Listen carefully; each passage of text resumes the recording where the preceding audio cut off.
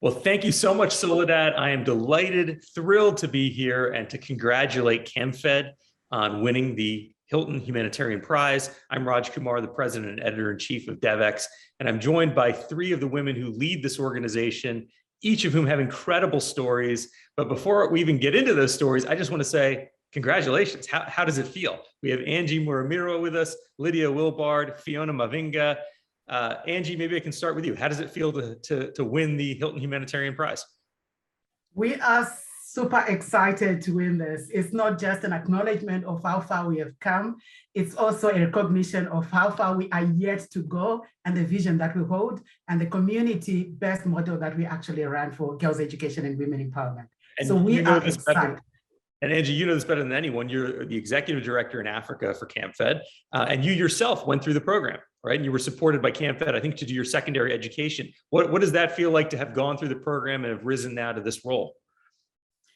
Well, I'm very honored to become this executive director now and to have gone through that journey and to have the responsibility to steer our collective efforts with everybody is such a privilege.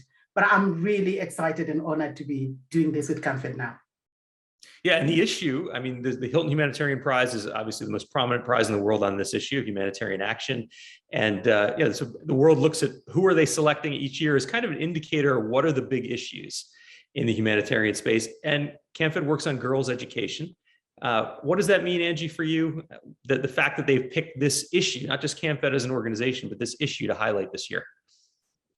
It's an incredible opportunity. Not only does it put girls' education on the map or keep it on the global agenda, especially when there's all these other challenges that are going on, but it also goes on to strengthen the position of education as the, like what others want to say, the silver bullet to all the other social injustices that we are actually encountering as a people, as a planet. And Fiona, I just want to go to you for a moment if I can. I mean, you also went through this program. Right now, you're the founding member and executive advisor at the ChemFed Association. Just again, what does it feel like to you to be at this point where you experienced the program as a student, as a young person yourself, and are now involved in helping to build this movement, do this work in the communities where ChemFed serves? Thank you very much, Raj. I think we're very excited and honored to have received the Hilton Prize this year. It's an endorsement of how our communities are coming together behind girls to ensure that they are in school, they are learning, they are thriving. And for myself, Angie, and 178,000 others who have been supported through school by ChemFed and are now part of the alumni network, we are very excited because we want to not leave anyone behind. We want to ensure that those girls that are in the circumstances that we were in before we were supported are identified and are supported to go to school so that they become role models within their communities, just like we are. And Lydia, maybe we could just talk for a moment about what are some of the challenges that girls are facing in the countries where ChemFed works and why you need an organization like ChemFed.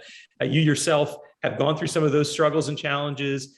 Currently, you are the founding member of the ChemFed Association in Tanzania and the national director there. What are the girls that ChemFed works with? What are they facing in their day-to-day lives that ChemFed needs to support? Sure, Raja. Thank you very much. I am also equally honored to be, receiving this prize on behalf of girls and the communities that we partner with. The challenges that girls still remain to be facing certainly are divided in two categories. So there is a challenges in getting in school, but there is also exclusion within the school system. So this also goes in line with the reasons for poverty, lack of role modeling, and lack of support, social support, both social support and financial support. And the fact that the system is not yet designed to include the most marginalized girls to be able to benefit as they get in and go through the system. And even as they step up to future independent young people, there is still a lot of challenge that lies with them.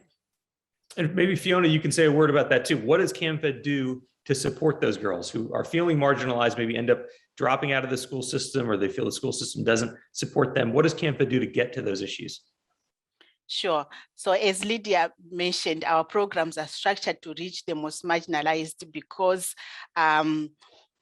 the programs themselves, they are owned and led by members of the community, and they are also led by girls who have gone through school within these communities. We work with education authorities to select school districts with the biggest challenges, so that these tend to be the extremely remote districts. Take Zambia, for example, where we work. The closest partner district to the capital city of Lusaka is still 7 hours drive away. And in each of the districts where we work, we convene committees of community stakeholders, duty bearers in girls' education. And these include traditional leadership. They include young women who have gone through the education system, especially with CAMFED support, members of our CAMFED Alumni Association, teachers. They include representatives of parents, social workers, everyone who has everything to do with girls' education in the community. We ensure that they become part of this committee that selects and forms a wraparound bubble of support for the girl, to ensure that once that girl has been identified and supported into school, she completes and she participates, she thrives in the education. And the power of this community-led grassroots approach has proved to be critical, especially during the COVID-19 pandemic, if I must say, Raj.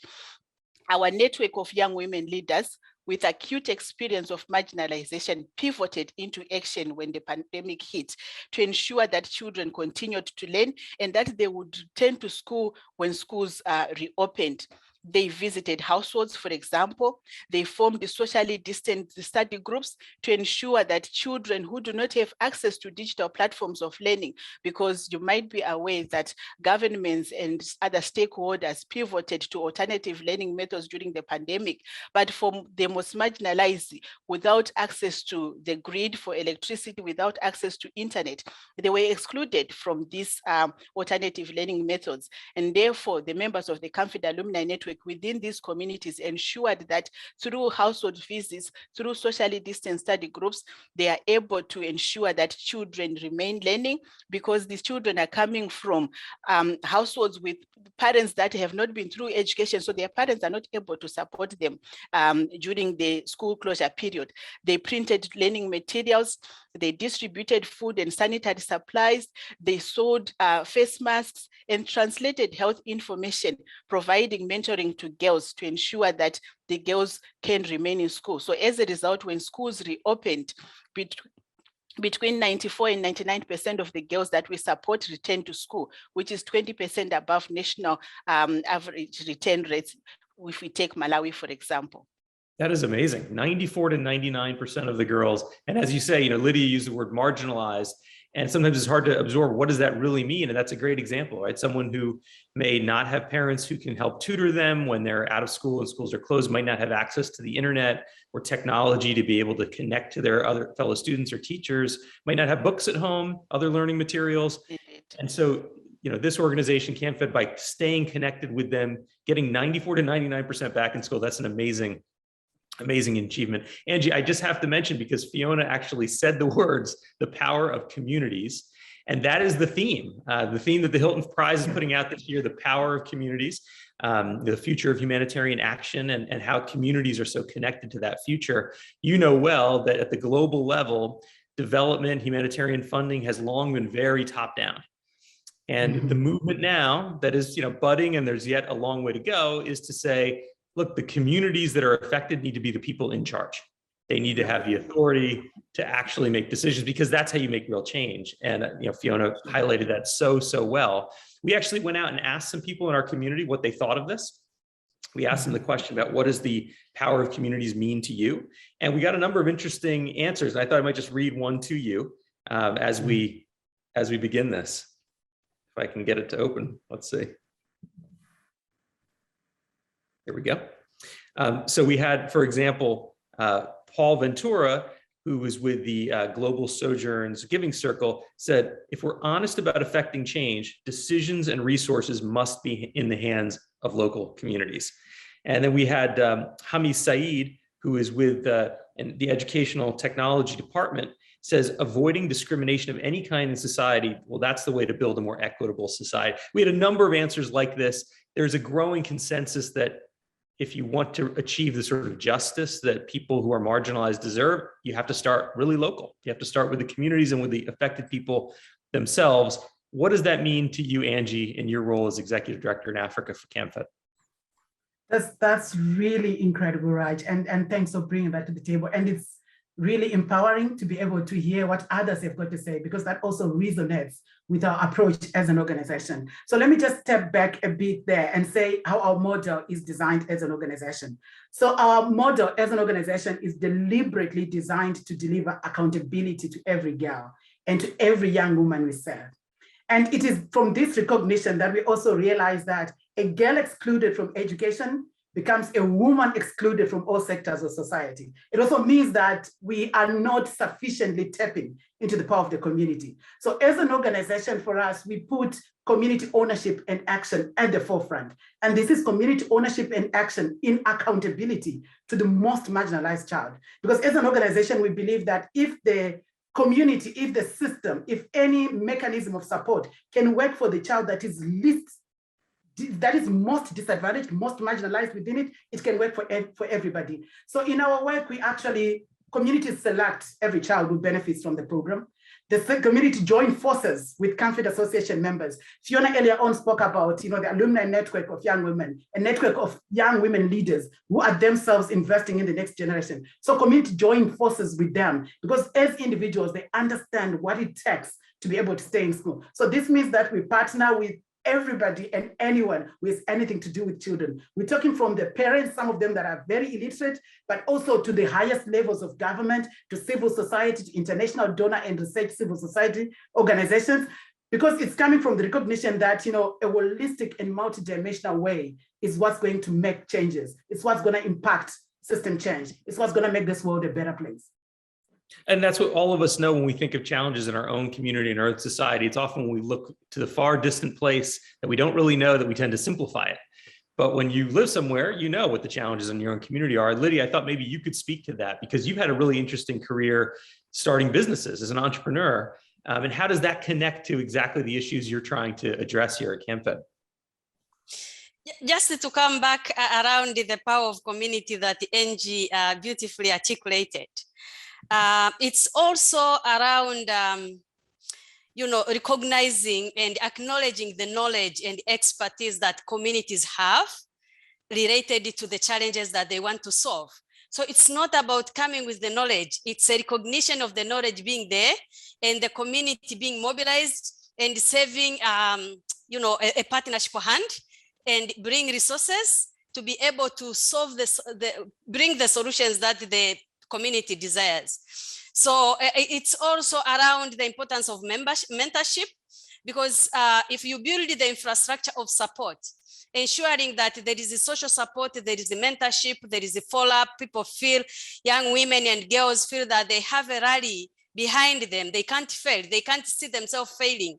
So it's all mobilizing all of those together to be able to come up with that. And for me, the mentorship is very important and crucial because I understand it from personal experience. I have been there. So I had the teachers, I had community members, I was raised by my auntie without my mother. So it's all this coming together for you to be able to excel. And this was very evident, especially when I started working with CAMFED. And, over the years, we have expanded from one district to another. And there was this time when we had newly introduced a program in a new district, and I was going to visit. And I was actually invited because there was something that was happening in that district, in that specific school, because it was a kind of, they wanted me to see. And when I reached there, I was surprised to meet my former secondary school teacher. And here is the teacher who was my high school teacher. And I am now a national CAMFED director. And he had invited me without knowing that he's a student. And he had organized the parents because we had introduced a program in that school. And the parents had approached this head of school to say, oh, CAMFED came to support us and we wanted to bring something and proactively also show that we are together and we are able to take care of our children. So they had raised some food. They wanted it to start providing porridge and lunch for the exam students who are taking exam.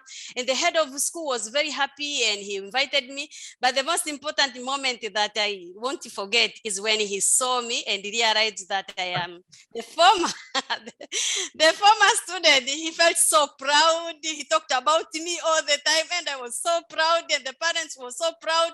There was hugs and there we connected with the community and the head of the school, and then we started talking about what more we can do together to make sure that every and each girl and marginalized children, for that matter, are able to access education. Yeah.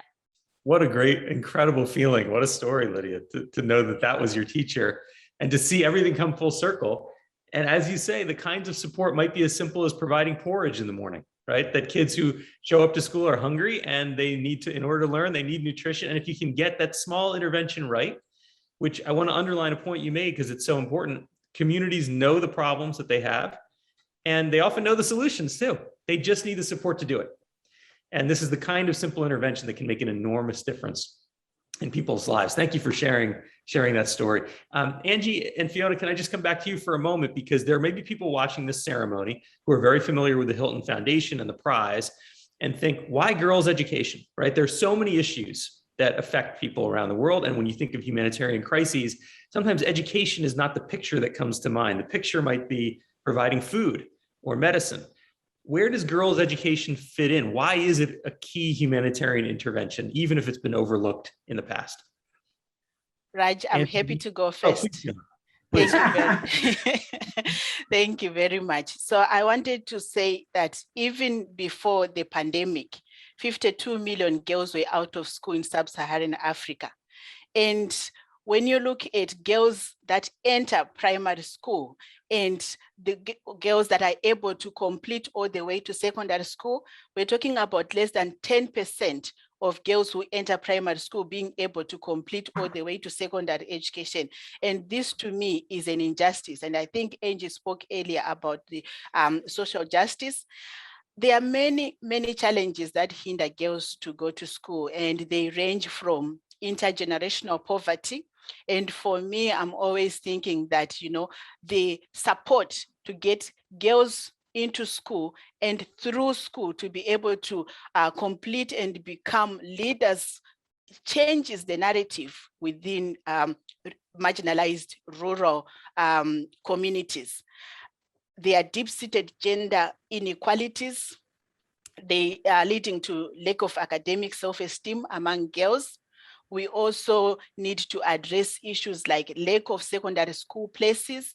Take Malawi, for example, where we work, where only 40% of students who pass their primary school exams have a place in secondary school because there just aren't enough schools.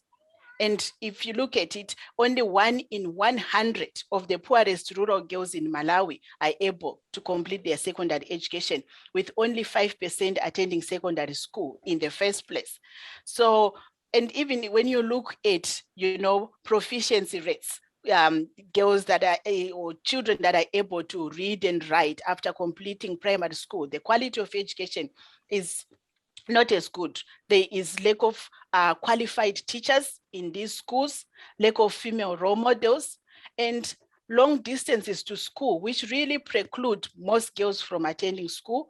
There is also a strict and narrow school curriculum, lack of funding for school infrastructure, which means that some schools have no safe ablution facilities or safe dormitories. And we've been partnering with communities to build safe toilets for girls, to build community hostels where girls who are coming from very distant places can be able to be safely accommodated and be able to attend school. And I just wanted to talk about how can we address this exclusion from schools. Lydia earlier on talked about exclusion from school and exclusion within the school system. And if we want to address exclusion from school, we really need to offer tailored financial material support, which includes school fees, which includes school clothing, so your uniforms, your sanitary pads, and also food and transport. In some cases, Comfort has had to provide bicycles so that children can be able to travel to school. We also need to provide safe accommodation. And when we're talking about exclusion within the school system, where when children get to school, it's not enough to just get them into school. We need to ensure that when they are in school, they are learning, the quality of their education is also good, and that they are participating. And that's why Comfort has, with the leadership of the alumni network, really started the Learner Guide program, where former students of the school go back and reach back to the next generation and support them to be able to thrive. We designed a life skills curriculum that is designed to improve students' confidence. It is tailored to local needs. It provides them with, resilient skills, literacy skills, and study skills to be able to learn, and to also to be able to learn in English, because also language could be a barrier, and to address any of the challenges that they might be facing. So the young women do a one-on-one with the students to ensure that they provide that bridge of support between the school, families, and local authority. And I'll hand over to Angie to add some more.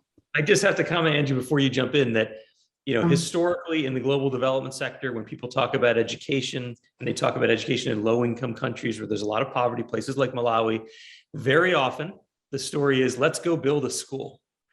And there's a history, including in Malawi, I'm sure you know well, of schools being built by well-meaning international foundations and organizations that very soon sit empty because there aren't qualified teachers, or they haven't thought of the basic things that are really blocking children, especially young girls, of getting to school. And listening to you, Fiona, and listening to the way you understand holistically what might be stopping a girl from going to school. It might just be lack of money for school clothes, or sanitary pads, or just to transport to get to school. Those basics, and thinking holistically about the girl and what her needs are to thrive. That is such a refreshing difference compared to what we've often heard in this space. Angie, over to you. I want to hear your take on this issue. Sure, thanks so much, Raj. Fiona did touch on the justice side of this, that it's about justice, right? It's a tragedy that so many years later, we're still talking about girls being excluded from school. We're still talking about girls being seen as more like an afterthought, that, we're not done, okay, we could do this as well. So it is about justice. There are no two ways about that. But also, I think I also would want this story to come through that it's also because of the transformative benefits of girls' education. The transformative benefits that accrue when girls are, rise to education is respected. So, and just to take you back to what I said about earlier, that, as an organization, we understand that it's not just about exclusion from education now, it's also exclusion as a woman in all sectors of society. And this is important for all of us to understand, that it might start as girls' exclusion today, but it means that literally, Fiona talked about intergenerational poverty. We are trapping these girls into poverty, into adulthood. And you see this vicious cycle continues. Girls' education breaks that vicious cycle of poverty for families. But I also want us to say that we need to recognize that girls' education is key to addressing social justice, to addressing climate justice. Economic development starts with girls' education and is advanced by young women leaders working together for systems change. I cannot tell you how many young women we work with. We have started businesses in their communities. We're creating employment in their communities. On average, every young woman we supports 3 other children to go to school. So just the multiplier that comes from when we get it right is phenomenal. But I stress, we need to get it right. Girls' education is not a favor. It's about sustainable development goals. If we are serious about system change, if we are serious about making this world a better place, then we need to invest in girls' education, not only because it's a right for every girl, but also because of the transformative benefits inherent in it. It is so inspiring listening to you, Angie, listening to all of you, and to know that this effort is there, that we all know, as you say, this is a justice issue, that it's wrong. It's fundamentally wrong for girls to not have an opportunity like this in life, to not be able to get an education. That's wrong. And you're working to address that. And you're doing it at the community level in a way that's sustainable and that works. A huge congratulations again on winning the Hilton Humanitarian Prize, on sharing this story with the world, highlighting the efforts that you and your community leaders around the world are doing. I just can't thank you enough for taking this time to share the story with all of us. Angie Muramirwa, Lydia Wilbard, Fiona Mavinga. Back over to you, to Soledad.